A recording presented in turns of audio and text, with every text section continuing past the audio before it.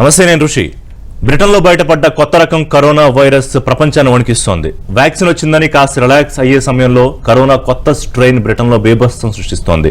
దీంతో ప్రపంచ దేశాలన్నీ యూకేకు రాకపోకలను ఆపేస్తున్నాయి. మన దేశం కూడా అప్రమత్తమైంది. యూకేకు విమాన రాకపోకల్ని నిలిపివేసింది. అంతేకాకుండా గత 10 రోజులుగా యూకే నుంచి వచ్చిన వారు ఎవరు అని ట్రాక్ చేస్తోంది. ఓ పక్కన కాస్త కేసులు తగ్గుముఖం పడుతున్నాయి. అలాగే ఓ పక్కన వ్యాక్సిన్ సంబంధించిన వార్తలు కూడా కొంత కరోనా భయం నుంచి బయటపడేస్తున్నాయనుకున్న టైంలో ఈ కొత్త రకం స్ట్రెయిన్, అది కూడా అత్యంత ప్రమాదకరంగా ఉందని వస్తున్న వార్తలు కొంత ఆందోళన కలిగిస్తున్న అంశం. ఏంటి అసలు ఈ కొత్త రకం స్ట్రెయిన్ ఏంటి, ప్రస్తుతం ఏ స్థాయిలో ఉంది, దాని ప్రభావం భారత్ మీద ఉంటుందా? ఈ అంశాలన్నీ మాట్లాడదాం. అలాగే వ్యాక్సినేషన్ గురించి కూడా మాట్లాడదాం. మనతో పాటు ప్రముఖ surgical oncologist doctor C H Mohan Vamshi గారు జాయిన్ అవుతున్నారు. అలాగే లైవ్ లో డాక్టర్ ఎంవి రావు గారు, ప్రముఖ వైద్యులు, సీనియర్ ఫిజిషియన్. అలాగే డాక్టర్ ముఖర్జీ గారు, ప్రముఖ కార్డియాలజిస్ట్. హలో అండి, వెల్కమ్ ఎంవి రావు గారు, అలాగే ముఖర్జీ గారు. డాక్టర్ గారు, ఏంటి ఇప్పుడు నేను అన్నట్టుగా కాస్త రిలాక్స్ అవుతున్న పరిస్థితి? డాక్టర్ గారు నమస్తే. కాస్త రిలాక్స్ అవుతున్న టైంలో అంటే బయట చూస్తే కొంత ఏదో భయం పోయిందా అని కొంతమంది ఉన్నారు. బట్ స్టిల్ కొంత డేంజర్ ఉన్నా కూడా ఆందోళన కాస్త తగ్గింది. కానీ ఇప్పుడు కొత్త స్ట్రెయిన్ అన్న వార్త మళ్ళీ ఒక కొత్త ఆందోళన క్రియేట్ చేస్తుంది. ఏంటి, ఈజ్ ఇట్ సో డేంజరస్? ఇప్పుడు మనం అనుకున్నట్టు ఇప్పుడు అన్ని వైరల్ ఇన్ఫెక్షన్స్ కూడా అవి మార్పు చెందుతుంటాయి, జన్యు క్రమంలో మార్పులు వస్తూ ఉంటాయి. ఆ జన్యు క్రమంలో మార్పులు వచ్చినప్పుడు అవి డిఫరెంట్గా బిహేవ్ చేస్తుంటాయి. ఇంతకుముందు మనకు ఆ స్ట్రెయిన్కి వచ్చిన యాంటీబాడీస్ దీనికి పనిచేయకపోవచ్చు కూడా. ఇప్పుడు ఉదాహరణకి కరోనా 1 ఇన్ఫెక్షన్ ఉందనుకోండి, ఎవ్రీ ఇయర్ కొత్త వ్యాక్సిన్ వస్తుంది. ఆ వ్యాక్సిన్ మనం అందరం కూడా జూన్, జూలై, ఆగస్టులో ఆ వ్యాక్సిన్ తీసుకుంటాము. ఆ ఫ్లూ రాకుండా చూసుకుంటున్నాం. జనరల్గా అందరు వైద్యులు కూడా వ్యాక్సిన్ తీసుకుంటారు. కానీ కరోనా 2 వైరస్ ఈ ఇన్ఫెక్షన్లో ఇది వెరీ స్టేబుల్ వైరస్ అని శాస్త్రజ్ఞులు అంచనా వేశారు. జన్యు క్రమంలో మార్పులు చాలా తక్కువ. జన్యు క్రమంలో మార్పులు వచ్చినా వెంటనే దాన్ని కరెక్ట్ చేసుకునే కెపాసిటీ ఈ కరోనా 2 వైరస్కు ఉంది. అందువల్ల జన్యు క్రమంలో మార్పులు పెద్దగా రావు. ఈ వ్యాక్సిన్ మనకు ఉపయోగపడుతుందని సైంటిస్టులు అందరూ కూడా అంచనా వేస్తూ వచ్చారు. ఈ అంచనాలు తలకిందులు చేస్తూ ఈ కొత్త కరోనా వైరస్ లో జన్యు క్రమంలో 17 చేంజెస్ ఐడెంటిఫై చేయడం జరిగింది. ఈ 17 changes identification 70% increased transmission rate పెరిగిపోయింది. సెప్టెంబర్ 20న సౌత్ ఇంగ్లాండ్లో ఫస్ట్ కేసుని ఐడెంటిఫై చేయడం జరిగింది. అప్పటి నుంచి క్రమం తప్పకుండా బ్రిటన్లో కేసులు రెగ్యులర్ ఇంటర్వెల్లో బాగా పెరిగిపోతున్నాయి. అలాగే మార్టాలిటీ కూడా పెరుగుతోంది. సో సెప్టెంబర్ 20th ఐడెంటిఫై చేసినప్పటి నుంచి ఇప్పటి వరకు గత వారంలోనే కేసుల సంఖ్య డబుల్ అయిపోయింది. సో అలాగే స్పెయిన్లో కూడా, ఇటలీలో కూడా ఈ వైరస్ జాడలు కనుక్కోవడం జరిగింది. బట్ ఇప్పటికీ కూడా మనం భయపడాల్సిన అవసరం లేదు. సైంటిస్టుల అంచనా ప్రకారం మనం ఇచ్చే వ్యాక్సిన్ దీన్ని కూడా కంట్రోల్ చేస్తుందని సైంటిస్టులు అంచనా వేస్తున్నారు. సో మనం ఆందోళన పడాల్సిన అవసరం లేదు. డాక్టర్ రావు గారు, మీరేం చెప్తారంటే ఒకవేళ సెప్టెంబర్ నుంచి ఉంటే గనక ఇది ఐడెంటిఫై చేయడానికి ఈ కొత్త స్ట్రెయిన్ ని కొంత ఆలస్యమైందా? అలాగే ఎంతవరకు అవకాశం ఉంది? ఇప్పుడు మనం ఖచ్చితంగా అప్రమత్తంగా ఉండాలి. ఎందుకంటే ఇప్పటివరకు బ్రిటన్ నుంచి రాకపోకలు కొనసాగుతున్నాయి. తాజాగా ప్రభుత్వం వాళ్ళు నిర్ణయం తీసుకుంది ఆపాలి అని. కానీ are we in danger already? అంటే ఇప్పుడు వైరస్ అనేది ముఖ్యంగా రెస్పిరేటరీ వైరసెస్ లో జన్యుక్రమంలో మార్పులు అంటే మైల్డ్ మ్యుటేషన్స్ కొన్ని వందల సార్లు అవుతుంటాయి. ఫర్ ఎగ్జాంపుల్ ఈ SARS-CoV-2 వైరస్ వచ్చిన తర్వాత ఇప్పటివరకు దాదాపు కొన్ని వందల సార్లు స్వల్ప మార్పులు జరిగాయి. సిగ్నిఫికెంట్ మార్పులు దాదాపు 2 వారాల కోసం జరుగుతూ ఉన్నాయి అనమాట. అయితే ఇది క్రమక్రమంగా కొన్ని నెలల తర్వాత, ఒక సంవత్సరం తర్వాత మన ఫ్లూ వైరస్ లాగానే కూడా ప్రతి సంవత్సరం కూడా కొన్ని వైరస్ మారుతూ ఉంటాయి వాటి జన్యుక్రమం. కొంచెం ఎక్కువ శాతంలో మ్యూటేషన్ వచ్చినప్పుడు దాన్ని మనం కొత్త స్ట్రెయిన్ అంటాం. ఇప్పుడు ఆ కొత్త స్ట్రెయిన్ వచ్చిందనమాట. అంటే H60, V90 మ్యూటేషన్ అంటున్నారు. దీనివల్ల స్పైక్ ప్రోటీన్లో కొన్ని మార్పులు వచ్చాయి. కాబట్టి ఇప్పుడు ఇది 70% ఇంతకుముందు ఉన్న SARS-CoV-2 వైరస్ కంటే కూడా ఎక్కువగా స్ప్రెడ్ అవుతుంది. కాబట్టి ఎక్కువ సంఖ్యలో పేషెంట్స్ కి ఇది పబ్లిక్ సోకే అవకాశం ఉంది. మోర్టాలిటీ తక్కువే. అంటే వాడి ప్రధాన చెప్పింది అంటే ఒక గుడ్ న్యూస్ అంటే దీనివల్ల మరణాల శాతం కానివ్వండి, జబ్బు తీవ్రత కానీ ఎక్కువ లేదు. కానీ ఎక్కువ మంది స్ప్రెడ్ అయినప్పుడు మరణాల సంఖ్య ఎక్కువ అవుతుంది. శాతం తక్కువ కావచ్చు, కానీ అతివేగంగా ఇది వ్యాప్తి చెందనుకోండి, ఎక్కువ మందికి ఎఫెక్ట్, ఎక్కువ మంది హాస్పిటల్ చేరటం, మన వైద్య వ్యవస్థ కొంచెం దెబ్బతింటం, అదేవిధంగా ఎక్కువ మందికి వచ్చినప్పుడు శాతం తక్కువ ఎక్కువ మంది సరిపోవడం జరుగుతుంది సంఖ్యలో. అదే మనలాంటి దేశంలో ఓవర్ క్రౌడ్ కంట్రీలో ఈ ప్రాబ్లం ఎక్కువ ఉండే అవకాశం ఉంది. అయితే డేంజర్ ఏంటంటే ఆల్రెడీ చాలా మంది ఇంగ్లాండ్ నుంచి, యూరోప్ నుంచి మన దేశంలో ఆల్రెడీ కొంత ప్రవేశిస్తారు. కాబట్టి వాళ్ళందరూ విజ్ఞప్తి ఏంటంటే ప్రభుత్వం వెంటనే వాళ్ళు ట్రేస్ చేసి వాళ్ళ దగ్గర ఎట్లీస్ట్ హోమ్ ఐసోలేషన్ చేయాలి. వాళ్ళకి రోజు పరీక్షలు చేస్తూ వారికి RT-PCR చేసి మన నేషనల్ ఇన్స్టిట్యూట్ ఆఫ్ వైరాలజీ ల్యాబ్లో ఈ స్ట్రెయిన్ ఏమైనా మారిందా కనుక్కోవాలి. అలా ఉన్నప్పుడు వారిని చాలా పటిష్టంగా ఐసోలేట్ చేసి వారికి వైద్యం ఇచ్చాలి. ప్రభుత్వం మంచి నిర్ణయం తీసుకుంది. ఇప్పుడు అంటే యూకే నుంచి వచ్చే ఫ్లైట్లను ఆపేసింది. అదేవిధంగా వచ్చిన వారికి తప్పకుండా ఆర్టీపీసీఆర్ టెస్ట్, అంటే ఇంటర్నేషనల్ ట్రావెలర్కి కూడా ఆర్టీపీసీఆర్ టెస్ట్ చేయటము, పాజిటివ్ ఉన్న వాళ్ళని వెంటనే 14 రోజులు ఒక ఐసోలేషన్ పెట్టడం, అది పాజిటివ్ లేని వారిని ఇంటి దగ్గర వారం రోజులు ఈ ఆరోగ్య కార్యకర్తలు వారిని గమనిస్తుంటారు రోజు. కాబట్టి ఇవన్నీ చర్యలు తీసుకోవడం కొంతవరకు, అంటే ఇంతకుముందు మనకున్న అనుభవం, ఈ గత 9-10 వచ్చిన అనుభవం బాగా ఉపయోగపడుతుంది. కాబట్టి మనం తప్పకుండా దీన్ని అధిగమించే అవకాశం లేకపోలేదు. కాబట్టి ప్రజల విజ్ఞప్తి ఏంటంటే, ఇది చాలా వేగంగా వ్యాప్తి చెందుతుంది. కాబట్టి ఇంతకుముందు మనం వాడే పద్ధతులు, అంటే మాస్క్ కానివ్వండి, సామాజిక దూరం కానివ్వండి, చేతుల పరిశుభ్రత తప్పకుండా ఇప్పటికి కూడా మనం ఫాలో కావాలి. ఎందుకంటే చాలా మంది చూస్తున్నారు, రిలాక్స్ అయిపోతున్నారు. రిలాక్స్ కావద్దు, వ్యాక్సిన్ వచ్చినా సరే చాలా జాగ్రత్తగా ఉండాలి. డాక్టర్ ముఖర్జీ గారు, మీరేం చెప్తారంటే ఈ కొత్త వేరియంట్ కి సంబంధించి ఒక భయం అయితే మొదలైంది. ఖచ్చితంగా ఈ వైరస్ విషయంలో అయితే అప్రమత్తతగా ఉండడం, భయం ఉండడం రెండు ఉండాలి. డాక్టర్ గారు చెప్పినట్టు రిలాక్స్ అయిపోకుండా. కానీ ఏ స్టేజ్ లో ఉన్నాం అంటే, ఇప్పుడు ప్రస్తుతం మనం ఏ స్టేజ్ లో ఉన్నాం కరోనా వైరస్ విషయంలో? భారత్ ప్రస్తుతం ఈ కొత్త స్ట్రెయిన్ విషయంలో ఎలాంటి జాగ్రత్తలు తీసుకోవాలి? అయితే అసలు ఇది వేరియంట్ ఏంటంటే, మామూలుగా మనకు మ్యూటేషన్స్ జరుగుతూ ఉంటాయని మనకి ఇప్పుడు మోహన్ వంశీ గారు కానీ ఎంబీరావు గారు కానీ చెప్పారు కదా. ఈ మ్యూటేషన్స్ ఇప్పటికి ఆల్మోస్ట్ 1700 పైగా వచ్చినాయి ఈ SARS-CoV-2 వైరస్ లో. ఇది ఆ వైరస్ లో మ్యూటేషన్స్ ఎలా జరిగినాయి అంటే, మెయిన్ మ్యూటేషన్స్ తీసుకుంటే 24 మాత్రమే రావడం జరిగినాయి. మెయిన్ మ్యూటేషన్స్ ఏది మొదట్లో ఇప్పుడు మనం కనిపెట్టినప్పటి నుంచి సుమారుగా సంవత్సరంలో 24 మేజర్ మ్యూటేషన్స్ వచ్చినాయి. అంటే నెలకి 1-2 కన్నా ఎక్కువ రావడంలా. ఇప్పుడు సడన్ గా ఈ వేరియంట్ అయితే ఉందో, ఈ వేరియంట్ కి పలు పేర్లు ఉన్నాయి. కొన్ని మీకు చెప్తాను. VUI 2020-12/01 అని అంటారు యూకే లో. VUI అంటే వేరియంట్ అండర్ ఇన్వెస్టిగేషన్ అని. 2020 అంటే ఇయర్, 12/01 అంటే డిసెంబర్ లో మొదలైన ఫస్ట్ స్ట్రెయిన్ అని. సో దీన్ని ఇప్పుడు ఇంత పెద్ద పేరు కష్టంగా ఉందని B117 అని పిలుస్తున్నారు. ఇప్పుడు B117 అంటే ఇది. దీనిలో మ్యూటేషన్స్ మెయిన్ గా 17 మ్యూటేషన్స్ వచ్చినాయి. ఇప్పుడు దాకా వచ్చినాయి అన్ని 24 అయితే, ఒక్కసారిగా ఒక్క వేరియంట్ లో 17 రకాల మ్యూటేషన్స్ ఒకేసారి కనపడటంతో ఒక్కసారిగా శాస్త్రవేత్తలు ఉలిక్కిపడ్డారు. ఆ 17 వాటిలో కూడా 8 మ్యూటేషన్స్ స్పైక్ ప్రోటీన్ లో వచ్చినాయి. ఆ స్పైక్ ప్రోటీన్ లో 8 మ్యూటేషన్స్ రావడం వల్ల అక్కడ కూడా రిసెప్టార్ బైండింగ్ డొమైన్ అన్న చోట 3 మెయిన్ మ్యూటేషన్స్ వచ్చినాయి. ఈ మ్యూటేషన్స్ ఏంటి అంటే, మొదటి N501Y అనే మ్యూటేషన్ అన్నమాట. ఇదేం చేస్తుందంటే, ఇది ACE2 అనే రిసెప్టార్ ఉంటుంది హ్యూమన్ కణజాలం పైన, దాన్ని గట్టిగా పట్టుకుంటుంది. అందుకని ఇన్ఫెక్టివిటీ పెరుగుతుంది అనమాట. ఎక్కువ మందికి వేగంగా వ్యాప్తి చెందే అవకాశం ఉంటుంది. ఇది కాకుండా 2 డిలీషన్స్ ఉంటాయి, Delta69, Delta70 అని. అంటే అమినో యాసిడ్స్ వెళ్ళిపోవడం అనమాట. Delta69 అనేది హిస్టిడిన్ అనే అమినో యాసిడ్, Delta70 అనేది వాలిన్ అనే amino acid. So technical issues అట్లా పెట్టినా ఈ అమినో యాసిడ్ డిలీషన్స్ వలన ఇమ్యూన్ సిస్టమ్ ని కొంతవరకు సమర్థవంతంగా వైరస్ ఎదుర్కొనే అవకాశం ఉంటుందని రెండో మ్యూటేషన్. ఇట్లా 3 main mutations receptor binding domain లో ఉన్న 8 మ్యూటేషన్స్ స్పైక్ ప్రోటీన్ లో ఉండి టోటల్ గా 17 మ్యూటేషన్స్ రావడంతో ఒక్కసారిగా సౌత్ లండన్ లో ఇది ఫస్ట్ కనిపెట్టడం జరిగింది. అక్కడి నుంచి డెన్మార్క్ లో కొన్ని కేసెస్ వచ్చినాయి, ఇటలీలో ఇవాళ కొన్ని కేసెస్ కనపడుతూ ఉన్నాయి, తర్వాత ఆస్ట్రేలియాలో కొన్ని కేసులు కనపడ్డాయి. సౌత్ ఆఫ్రికాలో దీనికి ఒక కజిన్ మొదలైంది. అది సేమ్ వేరియంట్ కాదు, డిఫరెంట్ వేరియంట్. అయితే అది కూడా వ్యాప్తి అధికంగా చెందడం అనేది గమనించారు. ఇప్పుడు దాకా ప్రపంచం అంతటా మెయిన్ నడుస్తున్న మ్యూటేషన్ D614G అని, అది ఇండియాలో కూడా నడుస్తూనే ఉంది. మలేషియాలో స్టార్ట్ అయింది, మొత్తం ప్రపంచం అంతా అది వ్యాప్తి చెందింది. ఇప్పుడు ఈ కొత్త వేరియంట్ ఏదైతే ఉందో, ఈ వేరియంట్ 70% ఎక్కువగా ప్రభావశీలంగా ఉంది ఏది ట్రాన్స్మిషన్ విషయంలో. కానీ విరులెన్స్ విషయంలో ఇది ఎక్కువగా ఉందనటానికి ఎటువంటి దాఖలాలు లేవు. మిగతా వాటికి ఎలా సింటమ్స్ ఉంటాయో, ఇప్పుడు దాకా మనం చూసిన SARS-CoV-2 వేరియంట్ కి ఏ విధమైన సింటమ్స్ ఉంటాయో ఈ వేరియంట్ కూడా అదే సింటమ్స్ ఉంటాయి. మిగతా వాటికి ఏం ట్రీట్మెంట్ ఇస్తామో దీనికి కూడా అలాగే ట్రీట్మెంట్ ఇస్తాం. మిగతా దాంట్లో మరణాల సంఖ్య ఎలా ఉంటుందో దీనికి కూడా మరణాల సంఖ్య అలాగే ఉంటుంది. మిగతా వాటిల్లో వ్యాక్సిన్ ఏ విధంగా పనిచేస్తుందో దీంట్లో కూడా వ్యాక్సిన్ అదే విధంగా పనిచేస్తుంది.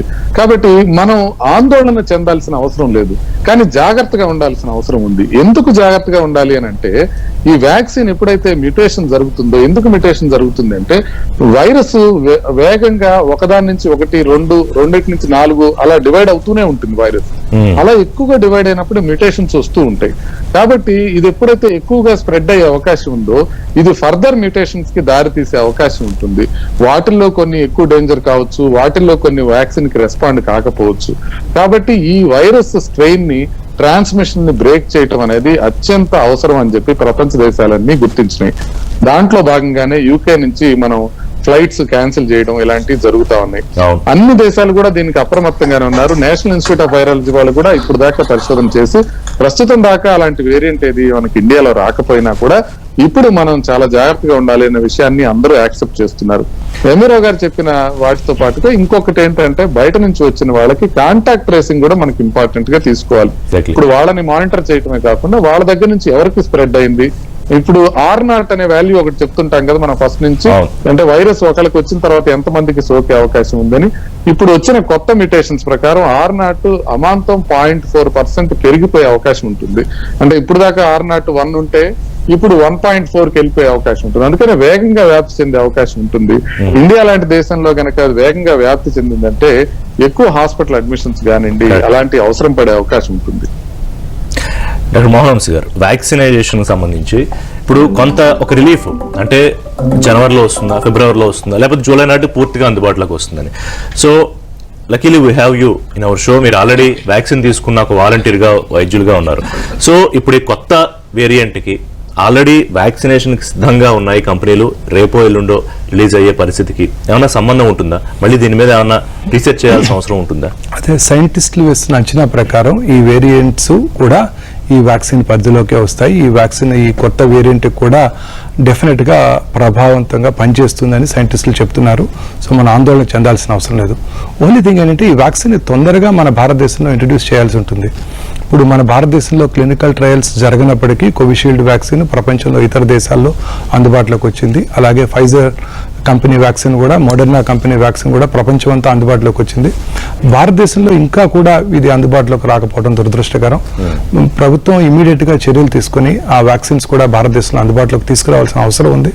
ఆల్రెడీ December 1st యూకేలో వ్యాక్సిన్ అప్రూవ్ చేయడం జరిగింది. ఇప్పుడు 20 days అయిపోయింది. ఇంతవరకు మన భారతదేశంలో వ్యాక్సిన్ అందుబాటులోకి రాలేదు. వ్యాక్సిన్ ఇమీడియట్ గా భారతదేశంలో అందుబాటులోకి తీసుకురావాలి. భారతదేశంలో క్లినికల్ ట్రయల్స్ జరగనప్పటికీ కూడా ప్రపంచంలో ఇతర దేశాల్లో ఈ వ్యాక్సిన్ phase 3 క్లినికల్ ట్రయల్స్ లో ఎఫెక్టివ్ గా పనిచేస్తుందని తెలిసినప్పుడు మనం దాని గురించి ఆలోచించాల్సిన అవసరం లేదు. ఖచ్చితంగా ఈ వ్యాక్సిన్ ఎంత తొందరగా ప్రభుత్వం మన భారతదేశంలో ఇంట్రడ్యూస్ చేయగలిగితే అంత బెనిఫిషియల్ గా ఉంటుంది. డాక్టర్ రావు గారు, మీరేం చెప్తారు? అంటే ఈ కొత్త స్ట్రెయిన్ వారి ముఖర్జీ గారు చెప్పినట్టుగా ఇంకా ఎన్ని మ్యూటేషన్స్ అవుతుంది అనేది వెయిట్ చేయాల్సిన అవసరం ఉందా, లేకపోతే ప్రస్తుతం ఏదైతే వ్యాక్సినేషన్ ప్రక్రియ ఉందో దాన్ని మరింత వేగవంతం చేయాల్సిన అవసరం కనిపిస్తుందా? వంశీ గారు చెప్పినట్టుగా తప్పకుండా ఇప్పుడు మన దేశంలో చూస్తే ఆల్రెడీ కొంతవరకు మన ఇప్పుడు కొన్ని సైట్లు చేస్తే జీరో కన్వర్షన్, అంటే చాలా మందిలో యాంటీబాడీస్ కనపడుతున్నాయి. అదేవిధంగా అనేక కారణాల వల్ల ఇప్పుడు COVID-19 అనేది తక్కువగా మన దగ్గర ప్రబలుతుంది. నంబర్ ఆఫ్ కేసెస్ దాదాపు మనకి 25,000 వస్తాయి రోజుకి, దాదాపు లక్షలకు వచ్చాయి. 24,000. అదేవిధంగా ఇప్పుడు మనకి ఈ వ్యాక్సిన్ వస్తే మనకి టోటల్ ఇమ్యూనిటీ పెరిగిపోయి, అంటే దాదాపు హెర్డ్ ఇమ్యూనిటీతో పాటుగా వల్నరబుల్ గ్రూప్ కి వ్యాక్సిన్ ఇస్తే తప్పకుండా ఫిబ్రవరి మార్చి వరకు కూడా కోవిడ్ చాలా తగ్గే అవకాశం ఉంది. అఫ్కోర్స్ కొత్త స్ట్రెయిన్ వచ్చి ఇప్పటిదాకా వచ్చిన సమాచారం ప్రకారం కొత్త స్ట్రెయిన్ కూడా వ్యాక్సిన్ కంట్రోల్ చేస్తుందని, అదే సిమ్టమ్స్ కూడా అంత ఎక్కువగా లేవు, తీవ్రత ఎక్కువగా లేదు. అంటే ఒకటే తెలిసింది ఏంటంటే ఇది చాలా ర్యాపిడ్ గా, అంటే చాలా వేగంగా వ్యాప్తి చెందుతుంది. అందుకనే ఇప్పట్లో బికాజ్ ఇంత వేగంగా వ్యాప్తి చెందుతుంది కాబట్టి దీన్ని అరికట్టాలంటే తప్పకుండా వంశీగా చెప్పినట్టు మనకి వ్యాక్సిన్ రావాల్సిందే. వ్యాక్సిన్ వస్తే మనం ఇంతకుముందు చెప్పే జాగ్రత్తలు పాటించుకుంటూ వ్యాక్సిన్ ప్రోగ్రామ్ స్టార్ట్ చేస్తే మన దేశంలో, ముఖ్యంగా మన దేశంలో చాలా జనం ఎక్కువ కాబట్టి మన దేశంలో వ్యాక్సిన్ వల్ల, జాగ్రత్తల వల్ల తప్పకుండా మనం ఈ పాండమిక్ ని కంట్రోల్ చేసుకోవచ్చు. డాక్టర్ ముఖర్జీ గారు, ఇప్పుడు WHO ఏమంటుందంటే బ్రిటన్లో ఈ కొత్త స్ట్రెయిన్ ని అధ్యయనం చేస్తున్నాము, పూర్తిగా దీని బిహేవియర్ ని మొత్తం అధ్యయనం చేయాల్సిన అవసరం ఉంది అని. సో మై పాయింట్ ఏంటంటే ఈ కొత్త స్ట్రెయిన్ ఏ రకంగా మ్యూటేట్ అవుతుంది, దాని సిమ్టమ్స్ మీరు ఇందాక చెప్పినట్టుగా ప్రెసెంట్ ఏవైతే సిమ్టమ్స్ ఉన్నాయో అలా కాకుండా ఇంకా కొత్త సిమ్టమ్స్ ఏమన్నా వచ్చే అవకాశం ఉందా? ఇవన్నీ అధ్యయనం చేసిన తర్వాత కదా మనకు తెలిసేది ప్రస్తుతం ఉన్న వ్యాక్సిన్ దాన్ని ఎదుర్కోగలుగుతుందా లేదా అనేది. ఇప్పుడు దాకా అధ్యయనం చేయకపోవడానికి పెద్దగా అవకాశం లేదు. ఎందుకంటే యూకేలో ఇప్పుడు ఉన్న కేసెస్ లో సుమారుగా 60% కేసెస్ లో ఈ మ్యూటేషన్ ఉన్నట్టు తెలిసిపోయిందండి. Okay. అంటే వీళ్ళు ఏం చేస్తున్నారంటే మామూలుగా మనం ఆర్టీపీసీఆర్ టెస్ట్ చేస్తాం కదా, ఆర్టీపీసీఆర్ మొత్తం జీనోమ్ ని ఎక్కువ స్టడీ చేస్తుంది. అయితే యూకేలో ఒక కొత్త టెస్ట్ ప్రవేశపెట్టారు, దాంట్లో 3 జీన్స్ ని ఐడెంటిఫై చేస్తుంది, అందుకని క్విక్ గా రిజల్ట్ వచ్చేస్తుంది. అయితే ఇప్పుడు కెంట్ లో వాళ్ళు ఎలా కనిపెట్టారంటే వరుసగా 3 జీనోమ్ టెస్ట్ చేస్తున్నప్పుడు కొంతమందికి 2 జీనోమ్స్ పాజిటివ్ వచ్చి 1 నెగిటివ్ వస్తా ఉంది. సో ఇదేంటిది ఎందుకు వస్తుంది అని చూస్తే అది వేగంగా స్ప్రెడ్ అయిపోతుంది, ఎక్కువ మందికి 2 జీనోమ్స్ పాజిటివ్స్ వస్తున్నాయి. అప్పుడు వాళ్ళు దాన్ని కనిపెట్టారనమాట, ఇది 6970 డిలీషన్స్ ఉన్న కొత్త వేరియంట్ అని. ఆ విధంగా వాళ్ళు చెక్ చేసుకుంటూ పోయినప్పుడు ఇప్పుడు కొత్తగా వస్తున్న ఇన్ఫెక్షన్స్ లో ఆల్మోస్ట్ 60% మందికి ఇదే వేరియంట్ ఉంది అని తెలుస్తోంది. కాబట్టి వాళ్ళు ఇప్పటికే దీన్ని అధ్యయనం చేశారు. దాన్ని అధ్యయనం చేసినప్పుడు వాళ్ళకి తెలుస్తుంది ఏంటంటే ఈ సిమ్టమ్స్ మిగతా వైరస్ స్ట్రెయిన్ కి ఏ విధంగా ఉన్నాయో అదే విధంగా ఉన్నాయి సిమ్టమ్స్, ఏమీ ఎక్కువగా ప్రమాదకరంగా లేవు అని. ఇంకొకటి, వ్యాక్సిన్ పనిచేస్తుందా లేదా అన్నదానికి చిన్న విషయం చెప్తాను. ఇప్పుడు మనకి mRNA వ్యాక్సిన్ ఉంది, ఫైజర్ వ్యాక్సిన్ ఉంది. ఫైజర్ వ్యాక్సిన్ ని యూకేలోను తర్వాత అమెరికాలోను దాంతో పాటుగా 1 గంట క్రితమే యూరోపియన్ యూనియన్ లో కూడా అప్రూవల్ ప్రకటించారు. యూరోపియన్ యూనియన్ లో కూడా అది కంప్లీట్ గా ఇచ్చేస్తున్నారు. అయితే ఇప్పుడు మోడర్నా వ్యాక్సిన్ ని mRNA 1273 అంటారు. mRNA 1273 లో 1273 అనేది ఏంటంటే 1273 నెంబర్ ఆఫ్ అమినో యాసిడ్స్ ఉంటాయి స్పైక్ ప్రోటీన్ లో. అంటే ఆ 1273 అమినో యాసిడ్స్ కి వ్యతిరేకంగా యాంటీబాడీస్ తయారవుతాయి ఒక్కసారి మోడర్నా వ్యాక్సిన్ ఇచ్చినప్పుడు. కాబట్టి ఒక 8 డిలీషన్స్ ఉన్నా కూడా 17 మ్యూటేషన్స్ ఉన్నా కూడా స్టిల్ పనిచేసే అవకాశం 99.9% ఉంది అనే విషయాన్ని మనం ఖచ్చితంగా అర్థం చేసుకోవాలి. కాకపోతే ఇంకొకటి ఏంటంటే కొత్తగా ఒక స్ట్రెయిన్ వచ్చింది అనుకోండి, ఆ స్ట్రెయిన్ కి ఇది పనిచేయడం లేదనుకోండి, mRNA అనేది కేవలం కంప్యూటర్ లో దాన్ని ఇమీడియట్ గా తయారు చేసేసే అవకాశం ఉంటుంది. మనం కంప్యూటర్ లో దాన్ని కూర్చోబెట్టి దాని సీక్వెన్స్ మనం చేంజ్ చేసేయచ్చు ఇమీడియట్ గా. దానికి వ్యాక్సిన్ ని మళ్ళీ ఇమీడియట్ గా మనం ప్రొడ్యూస్ చేసేయచ్చు. ఇప్పటికైతే మనం ఎట్లా 11 నెలల్లో వ్యాక్సిన్ తెచ్చుకున్నామో, కొత్త స్ట్రెయిన్ వస్తే 2-3 నెలల్లోనే దాన్ని మనం కొత్త వ్యాక్సిన్ తెచ్చుకునే అవకాశం ఉంటుంది. కాకపోతే దానికి మళ్ళీ క్లినికల్ ట్రయల్స్ చేయాలా అంటే ఇదే టెక్నాలజీ కాబట్టి కంప్లీట్ గా phase 3 ట్రయల్స్ లేకుండానే చిన్న మాడిఫికేషన్స్ తో యాక్సెప్ట్ చేసే అవకాశం ఉంది. కాకపోతే వేరియంట్ ఏదైనప్పటికీ కూడా మనం ఇప్పుడు దాకా అనుకుంటున్న విధంగా ఏ వేరియంట్ కైనా పనిచేసే వ్యాక్సిన్ మన మాస్క్ మాత్రమే. మనం ఖచ్చితంగా ఎన్ని వేరియంట్స్ వచ్చినా సరే మనం ఖచ్చితంగా మాస్క్ పెట్టుకోవడము, ఫిజికల్ డిస్టెన్సింగ్ పాటించడము, హ్యాండ్ శానిటైజేషన్ చేసుకోవడం చేసినట్లయితే మనం కొంతవరకు ప్రొటెక్టెడ్ గా ఉండొచ్చు. కానీ వ్యాక్సిన్ ని మనం తొందరగా తీసుకురావాల్సిన అవసరం ఎంతైనా ఉంది. ఎందుకంటే మనం ఈ ట్రాన్స్మిషన్ ని మనం బ్రేక్ చేయాలి అంటే ఒకటి మనం ప్రజల్లో ఇంకా ఎక్కువ చైతన్యం తీసుకురావడం. ఎందుకంటే కొంత స్తబ్దత ఏర్పడింది, ప్రజల్లో కొంత నిర్లిప్తత ఏర్పడింది, ఇక లేదేమో వైరస్ అన్న ఇదిలో ఏర్పడింది.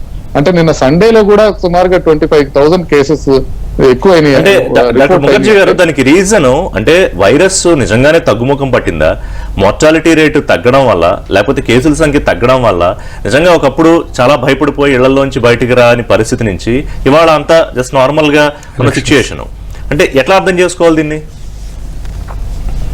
చూసుకుంటే మనకు ఒక పెద్ద గుణపాఠం అండి యూకేలో ఏమైందంటే వాళ్ళకి ఫిబ్రవరి దగ్గర నుంచి మార్చి, ఏప్రిల్, మే దాకా విపరీతమైన కేసులు వచ్చినాయి. తర్వాత మే దగ్గర నుంచి సడన్ గా తగ్గిపోయినాయి. వాళ్ళకి ఎందుకు తగ్గిపోయినాయి వాళ్ళకి అర్థం కాలేదు. వాళ్ళు చాలా జాగ్రత్తగా అధ్యయనం చేశారు, ఏం తెలియలా. దాని మీద ఎంత లిటరేచర్ సెర్చ్ చేసినా ఎందుకు తగ్గింది అనే విషయం తెలియదు. ఆ తర్వాత 4 నెలల తర్వాత మళ్ళీ విపరీతంగా కేసులు రావడం మొదలైపోయినాయి వాళ్ళకి. సెకండ్ వేవ్ అనేది వాళ్ళకి సెప్టెంబర్ లో స్టార్ట్ అయిపోయింది. అంటే ఈ వైరస్ ఏ విధంగా బిహేవ్ చేస్తుంది అనేది కంప్లీట్ గా ఇంకా అంతు పట్టట్లేదు మనకి. ఎందువల్ల కేసెస్ కొన్నిసార్లు తగ్గుతున్నాయి, ఎందువల్ల మనం పెరుగుతున్నాయి అని. ఇటలీలో బాగా వచ్చినప్పుడు మన నార్థర్న్ ఇటలీ రీజియన్ తీసుకుంటే, లంబార్డియా రీజియన్ లో మనం ఖచ్చితంగా హెర్డ్ ఇమ్యూనిటీకి దగ్గరగా వెళుతున్నామని వాళ్ళు డిసైడ్ అయిపోయారు. ఆల్మోస్ట్ 60% to 70% పాపులేషన్ విపరీతంగా ఇన్ఫెక్ట్ అయిపోయింది. అక్కడ ఇక కేసులు రావు అనుకున్నారు, హెర్డ్ ఇమ్యూనిటీ వచ్చేసి. మళ్ళీ నవంబర్ లో లంబాడీలో కేసెస్ స్టార్ట్ అవడం బిగిన్ అయిపోయింది. అంటే మనం అర్థం చేసుకోవాల్సింది ఏంటంటే ఈ వైరస్ బిహేవియర్ వల్లనే కొంత గ్యాప్ అది మనకి ఇవ్వడం జరుగుతా ఉంది. అది ఎప్పుడైతే మళ్ళీ ట్రాన్స్మిషన్ పెరుగుతుందో మళ్ళీ పెరిగే అవకాశం ఉంటాయి కేసెస్. అలా అన్ని దేశాల్లోనూ జరిగింది, మన దేశంలో జరగదు అని అనుకొని ఊరుకోవడం మాత్రం కొంచెం మనం మూర్ఖత్వమే అవుతుంది. మనకు కూడా పెరిగే అవకాశం ఉంటుంది కేసెస్ అని మనం ప్రిపేర్ అయి ఉంటే. ఒకవేళ పెరగలేదు అనుకోండి, వెల్ అండ్ గుడ్, చాలా great, I would like to be wrong. But మనం కరెక్ట్ అయితే గనక మళ్ళీ సెకండ్ వేవ్ కేసెస్ మొదలైతే గనక మనం చాలా ఇబ్బందులకు గురైన వాళ్ళం అవుతాం. కాబట్టి మనం తీసుకునే జాగ్రత్తలు కంప్లీట్ గా తీసుకోవడం ఒక వంతు అయితే, మనం వ్యాక్సిన్ ని తొందరగా ఇంట్రడ్యూస్ చేసి అందరికీ ఇవ్వడం అనేది రెండో వంతు. వ్యాక్సిన్ లో మనకి ప్రాబ్లం ఎక్కడ వస్తుందంటే, ఇప్పుడు దాకా మన దగ్గర అప్లై చేసుకున్న వాటిల్లో మనకి కోవిషీల్డ్ ఏమో ఇంకా కంప్లీట్ గా ప్రపంచ దేశాల్లో ఎక్కడ యాక్సెప్టెన్స్ రాలేదు. అవును. ఇక యూకే లో కూడా ఇంకా దానికి యాక్సెప్టెన్స్ ఇవ్వలేదు. కాబట్టి ఇండియానే ఫస్ట్ దేశం అవడం బహుశా ఇండియాకి ఇష్టం లేదు. సెకండ్ థింగ్, భారత్ బయోటెక్ ఇంకా phase 3 కంప్లీట్ కాలేదు. ఫైజర్ వాళ్ళు అప్లై చేశారు, కానీ ఫైజర్ కి మనం ఇస్తే పర్మిషన్ కోల్డ్ చైన్ మెయింటైన్ చేయడం కష్టం అయిపోతుంది. -70 degrees దగ్గర మనం మెయింటైన్ చేయాలి కాబట్టి కోల్డ్ చైన్ మెయింటైన్ చేసే బాధ్యత ఫైజర్ కనుక తీసుకుంటే వ్యాక్సిన్స్ కొనుక్కుందామని గవర్నమెంట్ యాక్సెప్ట్ చేసే అవకాశం ఉంటుంది. కానీ ఇండియా లాంటి మ్యాసివ్ కంట్రీలో కోల్డ్ చైన్ మెయింటైన్ చేయడానికి ఫైజర్ ఎంతవరకు సన్నద్ధంగా ఉంటుంది అనే విషయం ఇంకా తెలియదు. మోడర్నా వ్యాక్సిన్ మనకి అందుబాటులోకి వస్తే కనుక చాలా బాగుంటుంది. ఎందుకంటే అది 2 to 8 degrees లో మనం ఆల్మోస్ట్ 1 month మనం స్టోర్ చేసుకోవచ్చు. Okay. అయితే మోడర్నా వ్యాక్సిన్ సరిపోయినన్ని డోసులు అమెరికాలో లేవు. అది కాక మోడర్నా వ్యాక్సిన్ బాగా కాస్ట్లీ. ఇప్పుడు అమెరికాలోనే వాళ్ళు 2 డోసులు కలిపి $40 వరకు అమ్ముతున్నారు. అన్ని డాలర్స్ పెట్టి మనం 30 కోట్ల మందికి, ఇనిషియల్ గా ఇండియాలో 30 కోట్ల మందికి వ్యాక్సిన్ వేద్దాం అనుకుంటే 30 కోట్ల మందికి అన్ని డబ్బులు పెట్టి కొనగలిగే శక్తి గవర్నమెంట్ ఆఫ్ ఇండియా దగ్గర లేదు. కాబట్టి మనం ఏదైనా భారత్ బయోటెక్ వ్యాక్సిన్ లో మనం తొందరగా దాన్ని phase 3 ట్రయల్స్ ముగించుకొని మనం తీసుకోవడం ఒకటి. రెండోది, ప్రపంచంలో మొదటి కంట్రీ మంద అయినప్పటికీ కోవిషీల్డ్ యాక్సెప్ట్ చేయటం రెండోది. మూడోది, స్పుత్నిక్ వి కూడా మంచి రిజల్ట్స్ ఉన్నాయని అంటున్నారు. కాబట్టి స్పుత్నిక్ వీనన్నా మనం తీసుకొని తొందరగా యాక్సెప్ట్ చేయటం ఒకటి. ఇవే మూడే మన దగ్గర ఉన్న మార్గాలుగా కనిపిస్తున్నాయి.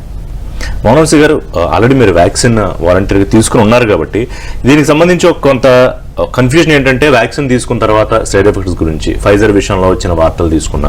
సో మీరు తీసుకున్న వ్యాక్సిన్ ఏమిటి, మీకేమైనా సైడ్ ఎఫెక్ట్స్ ఉన్నట్టు ఏమైనా మీరు ఫీల్ అయ్యారా? తీసుకోవాలి అనుకున్న వాళ్ళకి ఏం చెప్తారు? అలాగే మీ అంచనా ప్రకారం ఎప్పటికి అందుబాటులోకి వచ్చే అవకాశం ఉంది మనకి? అంటే ఫస్ట్ థింగ్, ఇప్పుడు అన్ని ముఖర్జీ గారు చెప్పినట్టు మనకి వైరస్ ఇన్ఫెక్షన్ మళ్ళీ సెకండ్ వేవ్ స్టార్ట్ అయింది.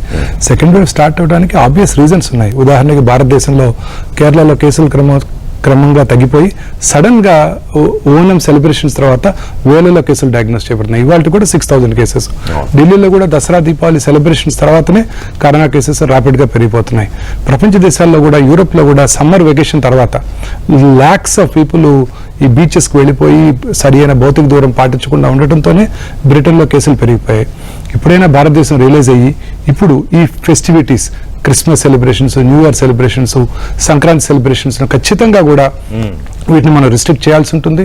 ఇప్పుడు రోజు పేపర్లు చూస్తాము, తెలంగాణ రోడ్ ట్రాన్స్పోర్ట్ కార్పొరేషన్ 3,000 కొత్త బస్సులు ఇంట్రడ్యూస్ చేస్తుంది ఫెస్టివ్ క్రౌడ్ ని కంట్రోల్, అటాక్ చేయడానికి, ట్రాన్స్పోర్ట్ చేయడానికి. ఇలాంటివన్నీ కూడా ప్రస్తుతం ప్రజల్లో చైతన్యం కలిగించి గవర్నమెంట్ నిర్బంధంగా ఈ 10-20 రోజులు కూడా క్రమం తప్పకుండా పూర్తిగా ప్రయాణం రాకపోకలు నిషేధించి అవసరమైన వాటికే కనుక ఉన్నట్టయితే తప్పకుండా మనం సెకండ్ వేవ్ ని ప్రివెంట్ చేయగలుగుతాం. వ్యాక్సిన్, ఈ 2 వ్యాక్సిన్స్ కోవిషీల్డ్ అలాగే భారత్ స్పుత్నిక్ కూడా లైవ్ అటెన్యూటెడ్ వ్యాక్సిన్స్. ఇవన్నీ time tested technology. Sputnik vaccine కి phase 3 క్లినికల్ ట్రయల్స్ రష్యాలో జరిగిపోయి భారతదేశంలో మళ్ళీ మనకు రెడ్డి ల్యాబొరేటరీస్ వాళ్ళు డైరెక్టర్ డ్రగ్ కంట్రోలర్ జనరల్ కి అప్లై చేసినప్పుడు మళ్ళీ phase 2 కూడా కండక్ట్ చేయాలని నియమం పెట్టి మొత్తం దాన్ని పోస్ట్ పోన్ చేయడం జరిగింది. సో phase 2 ఆల్రెడీ కండక్ట్ చేశారు రష్యాలో. It has been proven. phase 2 clinical trials అయ్యాక మళ్ళీ భారతదేశంలో phase 2 క్లినికల్ ట్రయల్స్ కండక్ట్ చేయవలసిన అవసరం ఏముంది? డైరెక్ట్ గా మన భారత పాపులేషన్ కి phase 3 క్లినికల్ ట్రయల్స్ కనుక పర్మిషన్ ఇచ్చినట్టయితే ఈ పాటికి స్పుత్నిక్ వ్యాక్సిన్ భారతదేశంలో అందుబాటులో ఉండేది. అండ్ లైవ్ అటెన్యూటెడ్ వ్యాక్సిన్స్ ప్రపంచం అంతా కూడా ప్రూవెన్ టెక్నాలజీ. మిగతా అన్ని వైరస్ వ్యాక్సిన్స్ కూడా live attenuated vaccines. Pfizer, Moderna mRNA vaccines. MRNA vaccine కి ప్రూవెన్ ట్రాక్ రికార్డ్ కూడా లేదు. లాంగ్ టర్మ్ సైడ్ ఎఫెక్ట్స్ ఇంకా మనకు తెలియవు. సో చాలా ఈజీగా స్పుత్నిక్ మనకు అందుబాటులోకి వచ్చేది. అలాగే Covishield vaccine, Bharat Biotech vaccine కూడా తొందరగా మనం కనుక పర్మిషన్స్ కనుక ఇచ్చినట్టయితే, భారతదేశంలో ఈ వ్యాక్సిన్ మనం ముందుగా తీసుకున్నట్టయితే ఈ సెకండ్ వేవ్ ని ప్రివెంట్ చేయవచ్చు, భారతదేశంలో కంట్రోల్ చేయడానికి అవకాశం ఉంది. అనేక వేలాది మందిలో ఈ phase 1, phase 2 క్లినికల్ ట్రయల్స్ జరిగాయి.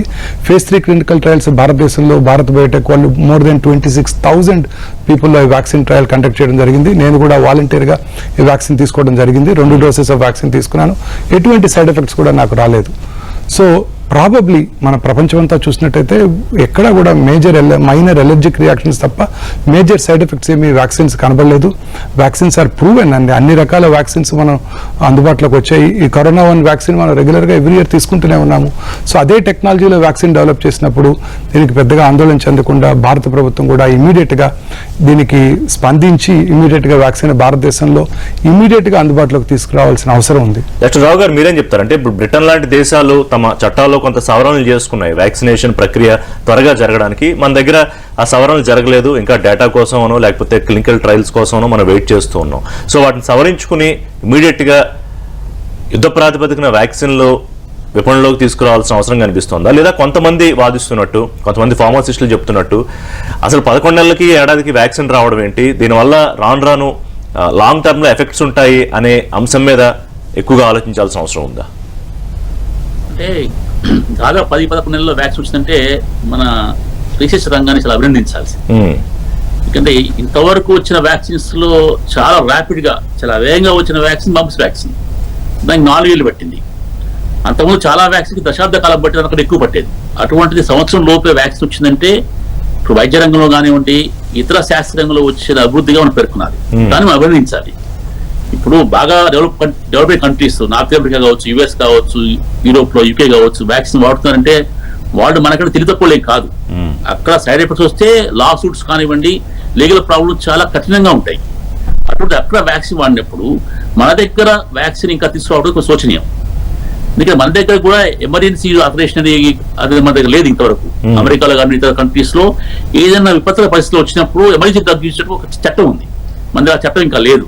తప్పకుండా భారత ప్రభుత్వం దీని గురించి ఆలోచించి వెంటనే అత్యంత వేగంగా ఎమర్జెన్సీ యూజ్ కింద ఈ వ్యాక్సిన్స్ మనం ప్రవేశపెట్టాలి. ఎందుకంటే మన దేశ జనాభాకి, మన దేశ జనాభా బిహేవియర్ కి తప్పకుండా వ్యాక్సిన్ కావాలి. లేకపోతే ఈ సెకండ్ వేవ్ అంటే ఈ వచ్చే కొత్త స్ట్రెయిన్ వల్ల కొన్ని లక్షల మందికి ఒకరోజునే ఈ జబ్బు వచ్చే అవకాశం మన దేశం ఉంది. ఎందుకంటే 70% ఎక్కువ స్ప్రెడ్ అవుతుంది కాబట్టి పొరపాటున ఈ స్ట్రెయిన్ మన దేశం ఎంటర్ అవుతే కేసులు ఎక్కువ అయిపోయి అంతటి మాత్రం మన ఆరోగ్య వ్యవస్థ వైద్యం దెబ్బతింటుంది. మన హాస్పిటల్ బెడ్స్ సరిపోవు, మోర్టాలిటీ ఎక్కువ అవుతుంది, అంటే నెంబర్ ఆఫ్ డెత్స్ ఎక్కువ అవుతాయి. కాబట్టి తప్పకుండా ప్రభుత్వం యుద్ధ ప్రాతిపదిక మీద వ్యాక్సిన్ మన దేశంలో ప్రవేశపెట్టాలి.